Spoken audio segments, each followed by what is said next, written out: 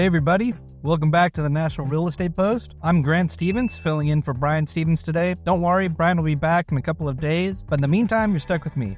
And trust me, today's story is worth it, because we got three big stories lined up. First, Treasury Secretary Scott Bessent and housing finance boss Bill Pulte nearly threw hands at a Trump world dinner party. We're talking a fight club and a tuxedo. Second, mortgage rates just hit their lowest point in nearly a year, and refinances are exploding. And third, new home construction is in a serious slump, with single-family housing starts crashing to their lowest level in over 2 years. Okay, so this first one is wild. At what was supposed to be a classy Georgetown dinner, Secretary Scott Bessent allegedly threatened to punch a top housing finance official, Bill Pulte, in the face. Here's the actual quote. According to one of the eyewitnesses, Bessent snapped at Pulte. "Why the are you talking to the president about me?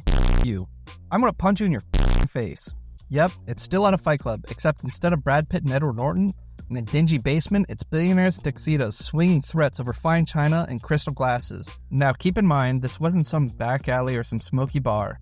This was at the ultra-exclusive Executive Branch Club in Georgetown, where the guest list looked like it was ripped from a political reality show. Howard Lutnick, Tulsi Gabbard, Davy Sachs, and even Transportation Secretary Sean Duffy. So here you are, crystal glasses and fine china, and suddenly, this fight breaks out. Bessent didn't just threaten once, he doubled down. When Pulte asked, to do what? To talk? Bessent straight up replied, "No, I'm gonna beat your ass." It got so bad that Omid Malik, the club's co-owner, had to physically separate them and stick them into opposite ends of the dinner table like kids at Thanksgiving. Now, why does this matter for real estate and mortgages? These aren't just two random officials. Trump put these two guys in charge of reshaping Fannie and Freddie Mac, and now they're supposed to be working together on a plan to privatize them. The drama here tells us something important. There's a major power struggles inside Trump's economic circle. Bessent is seen as a steady hand who calms markets, while Pulte has a Twitter army with 3 million followers. Both want Trump's ear and both want control. And fun fact, this isn't even the first time Scott Bessent has done this. Back in April, he reportedly confronted Elon Musk outside the Oval Office, and get this, Musk ended up with a black eye. So yeah, secretary by day, UFC fighter by night. If the next Fed meeting has a weigh-in, don't be surprised. Alright, on to something that actually affects your wallet. Mortgage rates. According to the Mortgage Bankers Association, the 30-year fixed-rate mortgage dropped to 6.39%, its lowest point since early October 2024. That's down nearly 3/4 of a point since January. And homeowners noticed applications to refinances skyrocketed almost 58% in a single week, while overall, mortgage applications jumped nearly 30%. The MBA says it's the biggest week for refinances since March 2022. Here's the kicker though. The reason behind the drop isn't inflation this time.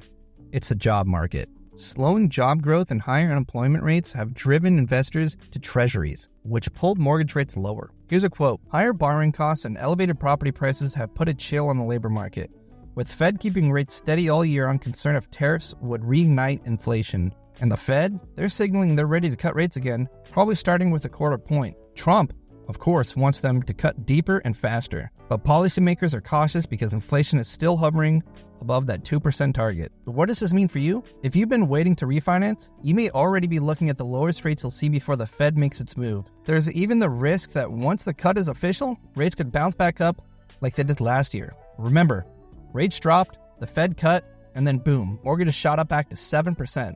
So just keep that in mind. And while refinances are flying, homebuilders are hurting. For a third story, reports come out that single-family housing starts dropped 7% in August, hitting the lowest level in over 2 years.